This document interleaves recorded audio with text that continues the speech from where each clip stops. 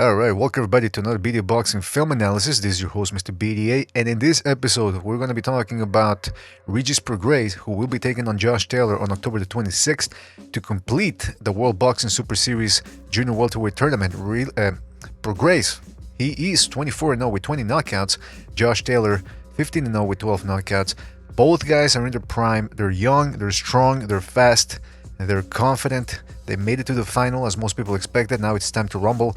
So let's take a look at Prograis here. A lot of people focus on the power, but I think one of the things that is going to make him dangerous in this fight is his elusiveness. Very good upper body movement, as you can see here. Extremely good reflexes to be able to pull this off, and controlled ambition. Look at him. He's not exerting himself too much. He's moving well. He's not panicking. He can do the stepping back as you just saw there, or sometimes he can do it coming forward, as we're going to see. But the real trick that I want to explore here is how he's constantly moving his head. This is difficult to do, people. This requires focus, to be moving your head slightly. Even if slightly, it does take some focus and attention to be able to pull this off. And as you can see here, he's always moving. So here he's moving slightly to his left, and he's expecting something. So finally, this is the great thing about moving your head constantly, is if you're moving it slightly, you can then create a big movement when the guy finally attacks. In other words, you're always ready for incoming fire. And this particular fight against Terry Flanagan is a good one because, just like Josh Taylor, he's a southpaw. So let's take a look here. Slips. Now he's already slipping towards the right, in other words towards Flanagan's left, so it's pretty difficult for him to just stay there and dip down, because he can get hit on top of the head. So what he does is he rolls to his right. See that? He rolls, because if Flanagan would have thrown the left hand here, Taylor would have been able to roll with it, roll away with it. Now at this point, Flanagan, he held it back a little bit too much, so Prograis was trying to go up to make him miss, because he thought that maybe Flanagan was going to throw it here, you see, on a downward angle. So he goes up. So what does he do? Plan B, roll with the shot, with his shoulder. This is something that he's going to be able to pull this off against Josh Taylor a lot, rolling with the left hands, because they're both left-handers. Again here, look at this. Very controlled. So here again, see how I'm telling you? He's moving his head slightly to always be ready for incoming fire. So he's already moving to his right. All he has to do is move a little bit more now as the jab comes in, and Flanagan has a good quick jab. And so all that Prograis has to do is roll with the left, as he had done before. See how it missed? Really completely missed. Flanagan misjudging the distance. And he tries to slap him a little bit with a nice quick right hook, but see how Prograis is coming up, catches out on the chin, but he's moving up in case the uppercut is also fired. So he moves up, and now he knows, alright, this guy just threw his right hand. What's coming next? Probably the left hand, right? So he's ready to roll. He dips down, shoulder, chin hidden behind the shoulder in case the left hand comes. It never did. So all he has to do is pull back, reset. See how quickly he can jab off the movement. And this is what's great about all this movement, guys. Actually, we're gonna see it in slow motion, I think. No, we're not. Okay, well, let's take a look at the slow motion then. The great thing about him being able to move this way is that he can counter off any of these angles. So he makes him miss, comes back up, and this time says, you know what, I'm just gonna pop you with a nice little jab there. Same thing here. He does this a lot. Prograis does. He can move left, right. He can dip down, or he can do the pullback counter here. See? Pulls back against the left hand. Real nice reflexes. Then dips down just to change the angle and decides to go with a nice left hand to the body. And you can see Flanagan's elbow. Whoop, he pulled that shit real quick. Boom. See that? Because that hurt. See him countering to the body again. Countering with the left hand. Now this is a particularly good one because he's already expecting the jab. See that? He's expecting the jab, so he can counter with his own jab, or he can just, if Flanagan would have thrown the left hand, he could have just rolled under, weaved actually, like we showed you before. But in this case, he already has Flanagan hypnotized. Flanagan doesn't know whether Prograis is gonna duck, whether he's gonna roll, whether he's gonna counter. Well, guess what? In this one, he countered. Boom. Right on the chin, made him stumble a little bit, and notice how Prograis lifts his elbow while he's throwing it right there. Nice short left hand, the one you don't see coming. Those are the dangerous ones that can stun you. Look at him stumbling all over the place. I'm just repeating the other flip there. And here's the other thing, guys, the jab.